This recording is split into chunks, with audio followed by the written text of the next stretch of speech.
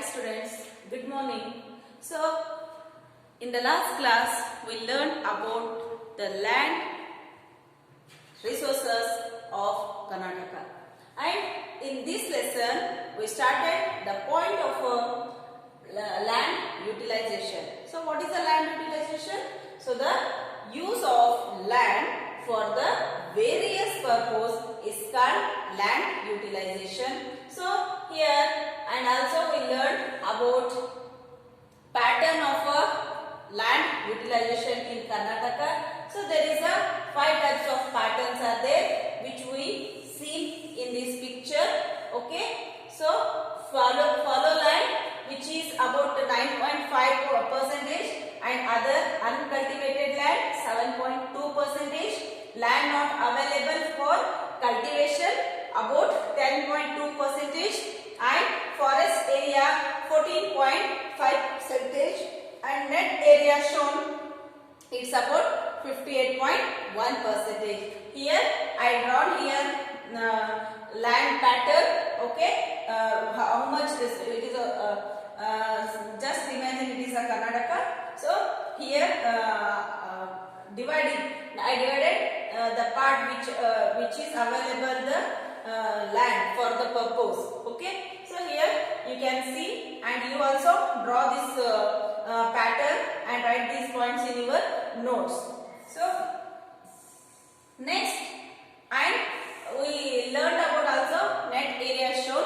So today we are going to learn the other various purposes of land utilization. So here next one is that forest area, which is this forest area.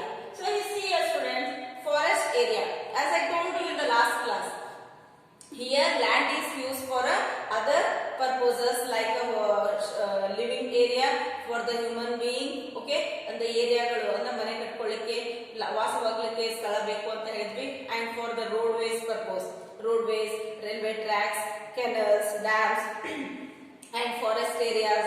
Okay, so here forest area. So in Uttar Kannada district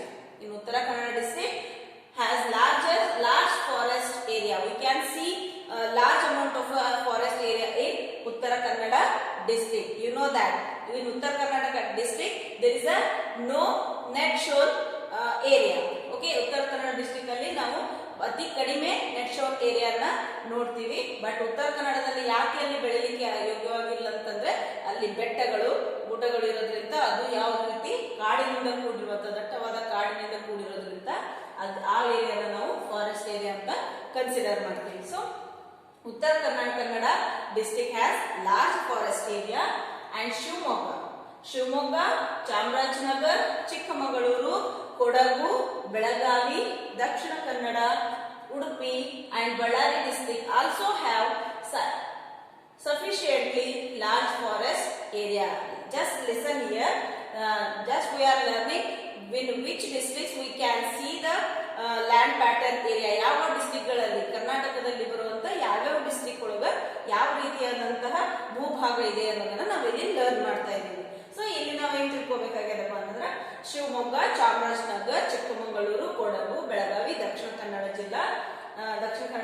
and Udupi, Ballari district have a sufficiently large forest area. Here we can see large forest areas, and also Vijaypur has least forest area. In Vijaypur, it means in our district we can see very least number of forest area.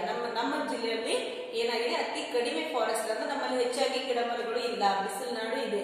So ಅಲ್ಲಿ ಹೆಚ್ಚಾಗಿ ನಾವು ಏನ್ ಮಾಡ್ತೀವಿ, cultivate ಮಾಡ್ತೀವಿ, ಬೆಳೆಗಳನ್ನ ಬೆಳೀತಿರ್ತೀವಿ.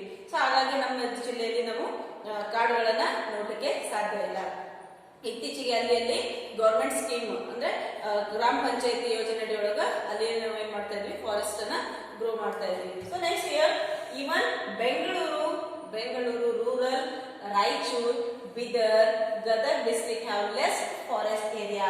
See here, Bengaluru rural, Bidar, Raichuru, Gadag districts also have very less forest area, because you know that there is a urbanized area. These districts are urbanized area. For that purpose there is a no place for forest. ಅಲ್ಲಿ ಬೆಳಿಲಿಕ್ಕೆ ಸಾಧ್ಯ, ಕಾಡು ಬೆಳಿಲಿಕ್ಕೆ ಸಾಧ್ಯ ಇದ್ರು ಅದು ಈಗ ದೊಡ್ಡದಾಗಿ ಬೃಹತ್ ಪ್ರಮಾಣದೊಳಗ ಏನಾಗ್ತಾ ಇದೆ, ಸಿಟಿ ಬೆಳೀತಾ ಹೋಗ್ತಾ ಇದೆ, ನಗರೀಕರಣಗೊಳ್ತಾ ಇದೆ.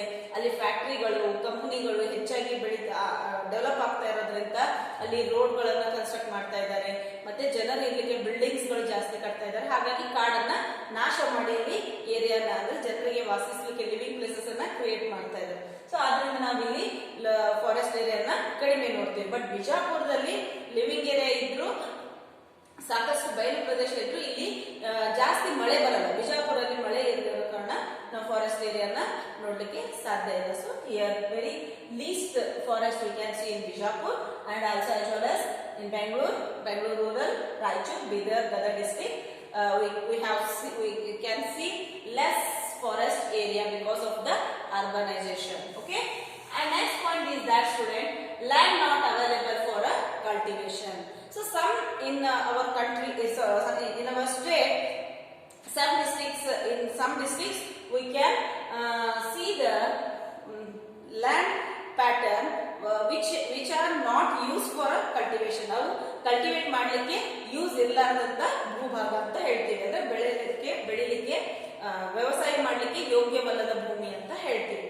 So see this land means not available for ಕಲ್ಟಿವೇಶನ್ಗೆ ಯೂಸ್ ಇರಲಾರದಂತ ಭೂಮಿಗಳು. ಯಾಕೆ ಅವು ಯೂಸ್ ಇಲ್ಲ ಅನ್ನೋದನ್ನ ನೋಡೋಣ.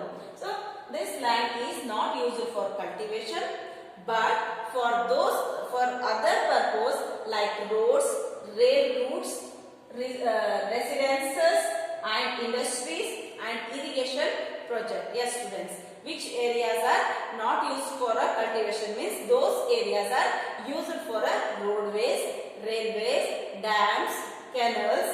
means irrigation project ಅಂದ್ರೆ ಕೆನಲ್ಸ್ ಬಂತಲ್ಲ, ಪೈಪ್ಲೈನ್ ಕೆನಲ್ ಮಾಡಿರ್ತಾರೆ. ಸೊ ಅಲ್ಲಿಂದ ಕೊಳವೆ ಬಾವಿಗಳನ್ನ ತೋಡಿರ್ತಾರೆ. ಸೊ ಹೊಂಡಗಳು ಇರ್ತದೆ, ಮತ್ತೆ ಲೇಕ್ಸ್ ಅಂದ್ರೆ ಕೆರೆಗಳು, ಕೆರೆಗಳು ಊರುಗಳಲ್ಲಿ ಒಂದೊಂದು ಕೆರೆಗಳನ್ನ ಮಾಡಿರ್ತಾರೆ. ಸೊ ಆ ಕೆರೆಗಳನ್ನೆಲ್ಲ ಎದಕ್ಕೆ, ಆ ಭೂಮಿ ಎಲ್ಲ ಕೆರೆಗೆ ಯೂಸ್ ಆಗಿರೋದ್ರಿಂದ ಆ ಏರಿಯಾ ಕಲ್ಟಿವೇಟ್ ಮಾಡಕ್ಕೆ ಯೋಗ್ಯ ಇರಲ್ಲ. ಆ ಭೂಮಿಗಳನ್ನ ನಾವು ಯೂಸ್ ಮಾಡ್ಕೊಂಡಿರ್ತೀವಿ. ಸೊ ಅದಲ್ಲದೆ ಇಂಡಸ್ಟ್ರೀಸ್ ಮತ್ತೆ ರೆಸಿಡೆನ್ಸ್ ಇರ್ಲಿಕ್ಕೆ ನಾವು ವಾಸಿಸಿದ ಸ್ಥಳಗಳು ಏನು ಯೂಸ್ ಮಾಡ್ತೀವಲ್ಲ, ಬಿಲ್ಡಿಂಗ್ ಆಗಿರ್ಬೋದು, schools construction, bus stand, railway station, so police station, so your houses and complexes, okay, and shopping malls, ಇವೆಲ್ಲ ಏನಿದಾವಲ್ಲ, ಇವೆಲ್ಲ ಏರಿಯಾಗಳು, ಈ ಬಿಲ್ಡಿಂಗ್ಸ್ ಏನು ಇರ್ತಾ ಇರ್ತೀವಿ ಅಂದ್ರೆ ಬೇರೆ ಯೂಸ್ಗೆ ಕಲ್ಟಿವೇಟ್ ಬಿಟ್ಟು ಬೇರೆ ಅಂದ್ರೆ ಈ ರೀತಿಯಾಗಿ ಅಂದ್ರೆ ರೋಡ್ವೇಸ್, ರೈಲ್ವೇಸ್ ಆಗಿರಬಹುದು, ಅಥವಾ ಇರಿಗೇಷನ್ ಪ್ರಾಜೆಕ್ಟ್ಸ್ ಅಂತಂದ್ರೆ ಕೆನಲ್ ರೂಟ್ಸ್ ಆಗಿರ್ಬೋದು, ಆಮೇಲೆ ಪೈಪ್ಲೈನ್ ಗಳನ್ನ ಮಾಡ್ಕೊಂಡು ಬಂದಿರ್ತಾರೆ. ಸೊ ಅದಲ್ಲದೆ ಏನಿದೆ ಟ್ಯಾಂಕ್ಸ್ ಅಂದ್ರೆ ಕೆರೆಗಳನ್ನ ಕಟ್ಕೊಳ್ಳೋದಾಗಿರ್ಬೋದು. ಈ ಎಲ್ಲ ಏರಿಯಾಗಳನ್ನ ಯೂಸ್ ಮಾಡೋದ್ರಿಂದ ಅವು ಕಲ್ಟಿವೇಟ್ಗೆ ಯೂಸ್ ಇಲ್ಲ ಅಂತ ಹೇಳ್ತೀವಿ. So these are not use for the cultivation. And in recent times use of land for such developmental purposes is increasing, and Bangalore urban district in first place is given for such purposes. Yes, we learned it in last point, okay, about the net shore area, which area is very useful for the cultivation, and second one forest area. And there very in those net shore area and forest area there is a very least position is that Bangalore urban district. But here land not available for cultivation. ಯಾವ ಭೂಮಿ ನಮಗೆ ಕಲ್ಟಿವೇಟ್ಗೋಸ್ಕರ ಉಪಯೋಗವಿಲ್ಲವೋ, other ಪರ್ಪಸ್ಗೋಸ್ಕರ use ಮಾಡ್ತಾ ಇದೀವಿ, ಅದರಲ್ಲಿ first place ಯಾವ್ದು ಅಂತಂದ್ರೆ Bengaluru urban district, Bengaluru ಗ್ರಾಮೀಣ ನಗರ ಅಂತ ಹೇಳ್ತೇವಲ್ಲ. ಸೊ ಬೆಂಗಳೂರು ಗ್ರಾಮಾಂತರ ಯಾಕೆ ಅಂತಂದ್ರೆ ಫಸ್ಟ್ ಪರ್ಪಸ್ ಅಂತ ನಿಮ್ಗೆ ಗೊತ್ತದ. So this Bengaluru city is a very big city, it is a silicon city. There we can see more number of buildings, constructions and factories, companies, ITBT companies. Yes, and there is a more number of we can see more traffic, and there is so many roads, okay, ಬೆಂಗಳೂರಲ್ಲಿ road ways ಅಂತ ಬಂದಾಗ Bengaluru city ಏನ್ Bengaluru district ಬರ್ತದಲ್ಲ, full road ಜಾಸ್ತಿ ನಾವು ನೋಡ್ತೀವಿ ಅಂತಂದ್ರೆ ಬೆಂಗಳೂರೊಳಗೆ road ಜಾಸ್ತಿ ನೋಡ್ತೀವಿ. ಗಲ್ಲಿಗೂ ರೋಡ್ ಇರ್ತದೆ, ರೋಡ್ ನೀಟ್ ಇರ್ತದ. ನಮ್ಮ ಕಡೆಯಲ್ಲಿ ಹಳ್ಳಿ ರೋಡ್ ಹೆಂಗ್ ಇರ್ತದಲ್ಲ, ಸೊ ಹಾಗೆ ರಫ್ ರೋಡ್ ಇರಲ್ಲ, ಅಲ್ಲಿ ಸ್ಮೂತ್ ರೋಡ್ ಇರ್ತದೆ. ಅಂದ್ರೆ ಯಾವ ರೀತಿ ನಮ್ಮ ಹೈವೇ ರೋಡ್ಸ್ ಇರ್ತದೆ ಆ ರೀತಿ ಸಿಮೆಂಟ್ ರೋಡ್ ಅಲ್ಲೇನಿರ್ತದೆ ಅಂತಂದ್ರೆ ಫುಲ್ ಟಾರ್ ರೋಡ್ ಅಂದ್ರೆ ಚೆನ್ನಾಗಿರುವಂತ ರೋಡ್ ಇರ್ತದೆ. ಸೊ ಅದನ್ನ ನಾವಿಲ್ಲಿ ಬೆಂಗಳೂರು ಅರ್ಬನ್ ಡಿಸ್ಟ್ರಿಕ್ಟ್ ಈ ಕಲ್ಟಿವೇಶನ್ಗೆ ಅವೈಲೇಬಲ್ ಇರದೇ ಇರುವಂತ ಪ್ಲೇಸ್ ಅಂತಂದ್ರೆ Bengaluru urban district. And it is followed by Shivamogga, Tumkuru, Belagavi, Ballari, Mysuru and Dakshina Kannada district. Yes students, here other districts like Shivamogga, Tumkuru, Belagavi, Ballari, Mysuru and Dakshina Kannada districts. It is the least in Bidar district. It is least in Bidar district. Bidar district ಅಲ್ಲಿ cultivate ಮಾಡಲಿಕ್ಕೆ ಯೋಗ್ಯ ಇದೆ. So ಅದರಿಂದ ಇಲ್ಲಿ ಕಡಿಮೆ ಅಂತಂದ್ರೆ ನಾವು ರೋಡ್ಗಳನ್ನ ಕಡಿಮೆ ನೋಡೋದೇನಂದ್ರೆ ಬೀದರ್ ಡಿಸ್ಟ್ರಿಕ್ಟ್ ಅಲ್ಲಿ. And it is moderate in the other district ಅಲ್ಲಿ ಕೆಲವೊಂದು ಕಡೆ ಏನಾದ್ರು ಅಂತಂದ್ರೆ ಇದನ್ನ ನಾವು ಕಡಿಮೆಯಾಗಿ ನೋಡಬಹುದು. So and following others like other 2 points like other cultivated land in uncultivated areas. Yes, ನಾವು ಕಲ್ಟಿವೇಟ್ ಗೆ ಯೋಗ್ಯ ಇಲ್ಲ, ಯೂಸ್ ಇರಲಾರ್ದ ಅಂತ. ಯೂಸ್ ಯಾಕಿಲ್ಲಪ್ಪ ಅಂದ್ರೆ ಭೂಮಿ ಫಲವತ್ತತೆಯಲ್ಲಿ ಇಲ್ಲ ಅಂತಲ್ಲ, ಅಲ್ಲಿ ಅರ್ಬನೈಸ್ ಆಗಿರೋದ್ರಿಂದ ನಾವು ಅದನ್ನ ಕಲ್ಟಿವೇಟ್ ಗೆ ಯೂಸ್ ಇಲ್ಲ ಅಂತೀವಿ. In some other places are not use for the cultivated, uncultivated. ಅದು ಯೋಗ್ಯನೇ ಇಲ್ಲ, ಪ್ಲೇಸ್ ಯೋಗ್ಯನೇ ಇಲ್ಲ ನಮ್ಗೆ. ಯಾಕೆ ಯೋಗ್ಯ ಇಲ್ಲ? ಹೌದಾ? So because this land is used consist of permanent grazing land. ಹುಲ್ಲುಗಾವಲು ಪ್ರದೇಶಗಳಲ್ಲಿ ನಾವು ಕಲ್ಟಿವೇಟ್ ಮಾಡಲಿಕ್ಕೆ ಸಾಧ್ಯ ಇಲ್ಲ. Yes, and trees and groves. So ದೊಡ್ಡ ದೊಡ್ಡ ಮರಗಳನ್ನ, ಸಸಿಗಳನ್ನ, ಹುಲ್ಲುಗಾವಲು ಪ್ರದೇಶವನ್ನು ನಾವು ನೋಡೋದ್ರಿಂದ ಅಲ್ಲಿ ನಮ್ಗೆ ಏನಾಗ್ತದೆ, ಕೇವಲ ದನಕರಗಳನ್ನ ಮೇಯಿಸಲಿಕ್ಕೆ. ನೀವು ಕೂಡ ನಿಮ್ಮ ಈಗ ನಾವು ಈಗ ಒಂದು ಹಳ್ಳಿ ಒಳಗಂದ್ರೆ ಬಿಜಾಪುರ ಡಿಸ್ಟ್ರಿಕ್ಟ್ ಒಳಗೆ ಇದ್ದೀವಿ. ಸೊ ನಮ್ಮ ಊರುಗಳದಾವ, ನಮ್ಮ ಊರೊಳಗೆ ಹಳ್ಳಿಗಳದಾವ. ಸೊ ಹಳ್ಳಿಗಳೊಳಗ ನಿಮ್ಮ ಊರಲ್ಲಿನೇ ನೀವು ಕೆಲವೊಂದು ಭಾಗಗಳನ್ನ ನೋಡಿರ್ತೀರಿ. ಹೇಗಪ್ಪ ಅಂತಂದ್ರೆ ಆ ಒಂದು ತೋಟದಲ್ಲಿ ಅಂದ್ರೆ ಒಂದು ಹೊಲ ಏರಿಯಾ ಇರ್ತದೆ. ಸೊ ಆ ಭೂಮಿಲಿ ಯಾವುದೇ ರೀತಿ ಬೆಳೆನೂ ಚೆನ್ನಾಗಿ ಬರಲ್ಲ. ಅಲ್ಲಿ ಏನ್ ಮಾಡ್ತೀರಾ, ಸುಮ್ಮನೆ ಹುಲ್ಲು ಬೆಳೆದು ನಿಮ್ಮ ಮನೆಯಲ್ಲಿರುವಂತ ದನಕರಗಳಿಗೆ ಮೇಯಿಸ್ಲಿಕ್ಕೆ ಬಿಟ್ಬಿಡ್ತೀರಿ. So like that areas we called other uncultivated land for those not used for the cultivation. Those areas, those lands are used for the permanent grazing. ಮೇಯಿಸಲಿಕ್ಕೋಸ್ಕರ ಯೂಸ್ ಮಾಡುವಂತಹ ಭೂಮಿ ಅಂತಾನೆ ಹೇಳ್ತೀವಿ. And it is found largely in Shivamogga district, Tumakuru, Kolar, Chikkamagaluru and Chitradurga district. It is least in Gadag, Bagalkote and Dharwad district. Gadag, Bagalkote ಮತ್ತು Dharwad district ಅಲ್ಲಿ ಈ ಹುಲ್ಲುಗಾವಲು ಪ್ರದೇಶ ಜಾಸ್ತಿ ಇಲ್ಲ. ಯಾಕಂದ್ರೆ ಅಲ್ಲಿ ಗಿಡ ಮರಗಳು ಇದ್ರೆ ಫಾರೆಸ್ಟ್ ಏರಿಯಾದ, ಬಿಟ್ರೆ ಅರ್ಬನೈಸ್ಡ್ ಏರಿಯಾ. ಬೇಕಾಗಿರುವಂತ ಸ್ವಲ್ಪ ಕಲ್ಟಿವೇಶನ್ ಮಾಡ್ತಾರೆ. ಅಂದ್ರೆ ಮೆಣಸಿನಕಾಯಿ ಆಗಿರ್ಬೋದು, ಮೆಕ್ಕೆಜೋಳ ಆಗಿರ್ಬೋದು, ಈ ರೀತಿಯಾದಂತಹ ಕ್ರಾಪ್ಸ್ ಏನದಲ್ಲ ಇಲ್ಲಿ ಗದಗ್, ಬಾಗಲಕೋಟೆ, ಧಾರವಾಡ ಡಿಸ್ಟ್ರಿಕ್ಟ್ ಅಲ್ಲಿ ಬೆಳೀತಾರೆ. ಸೊ ಬಾಗಲಕೋಟೆ ಡಿಸ್ಟ್ರಿಕ್ಟ್ ಅಂತಂದ್ರು ನಮ್ ನಿಯರೆಸ್ಟ್ ನೋಡಿರಿ ಗೋಧಿ, ಜೋಳನ ಬೆಳೀತಾರೆ. Okay, wheat and jowar they will grown in a Bagalkot district. So this is about the uncultivated land, and such land can be reclaimed claimed and used for agriculture. Yes, these uncultivated lands ಇದನ್ನ such land can be reclaimed and used for the agriculture. ಅದರಲ್ಲಿ ಆ ಏರಿಯಾದಲ್ಲಿ ಬರುವಂತ ಕೆಲವೊಂದು ಭೂಭಾಗವನ್ನ ಅದನ್ನ ಚೆನ್ನಾಗಿ repair ಮಾಡಿ, ಅಂದ್ರೆ ರೀಕ್ಲೇಮ್ ಮಾಡೋದು, ಅದನ್ನ ಸರಿಯಾಗಿ ತಯಾರು ಮಾಡಿಕೊಂಡು ಸರಿಯಾದ ರೀತಿಯಲ್ಲಿ ಬಿತ್ತನೆ ಮಾಡಿಕೊಂಡು ಅಲ್ಲಿ ಕೆಲವೊಬ್ರು ಅಗ್ರಿಕಲ್ಚರ್ ಅನ್ನ ಮಾಡ್ಕೊಂತಾರೆ. Yes, this is about other uncultivated land. And next last one point student about land pattern area, that is follow land. ಹಾಳು ಬಿದ್ದ ಭೂಮಿ, ಪಾಳು ಭೂಮಿ ಅಂತ ಕರೀತಾರೆ ನಮ್ಮ ಕಡೆ. ಹೌದಾ? ಫಾಲೋ ಲ್ಯಾಂಡ್, ಫಾಲೋ ಮೀನ್ಸ್ ಹಾಳು ಬಿದ್ದಿದೆ. ಹೌದಾ? ಬಿದ್ದ ವೇಸ್ಟ್ ಭೂಮಿ ಅಂತ ಹೇಳ್ತೀವಿ, ಬರಡು ಭೂಮಿ ಅಂತಾನು ಹೇಳ್ತೀವಿ. ಅಲ್ಲಿ ಏನು ಬೆಳೆಯಲಿಕ್ಕೆ ಸಾಧ್ಯನೇ ಇಲ್ಲ, ಹುಲ್ಲು ಕೂಡ ಬೆಳೆಯಲ್ಲ ಅಂತ ಭಾಗ ಅಂತ ಹೇಳ್ಬೋದು. Yes, see land which has not been cultivated for more than 2 or 3 years, not been cultivated for the 2 or 3 years is called fallow land. Like Kalaburgi district has the largest area as fallow land. Yes, ಬರಡು ಭೂಮಿ, ಪಾಳು ಭೂಮಿ 2-3 ವರ್ಷಗಳಿಂದ ವರ್ಷಗಳಿಂದ ವರ್ಷಗಳವರೆಗೂ ಅಲ್ಲಿ ನಾವೇನು ಬೆಳೆದೆ ಹಾಗೆ ಬಿಟ್ಟಿರ್ತೀವಿ. ಈಗ ಅಷ್ಟೇ ಹೇಳ್ತಾ ಇದ್ದೆ, ನಿಮಗೆ ಹುಲ್ಲು ಬೆಳೆದಿರುವಂತ ಪ್ರದೇಶ ಬೇರೆ ಆಗಿರ್ತದೆ, ನಿಮ್ಮ ತೋಟಗಳೇ ಹಾಳು ಬಿದ್ದದ ಅಂತ ಹೇಳ್ತೀರಿ. ಅಲ್ಲಿ ಬರೀ ನೋಡ್ಲಿಕ್ಕೆ ಕಲ್ಲು ಗರ್ಸು ಇರ್ತದ ಭೂಮಿ ಒಳಗ. ಸೊ ಅದನ್ನ ಯಾರು ಬೆಳೀತಾ ಇರಲ್ಲ, ಹಾಗೆ ಬೆಳಿತಾರೆ. ಅಲ್ಲೇನು ಮನೆನೂ ಕಟ್ಟಿರಲ್ಲ, ಬೆಳೆನೂ ಬೆಳೆಯಲ್ಲ, ಯಾವುದೇ ರೀತಿಯಾದ ಇರಿಗೇಷನ್ ಫೆಸಿಲಿಟೀಸ್ ಇರಲ್ಲ.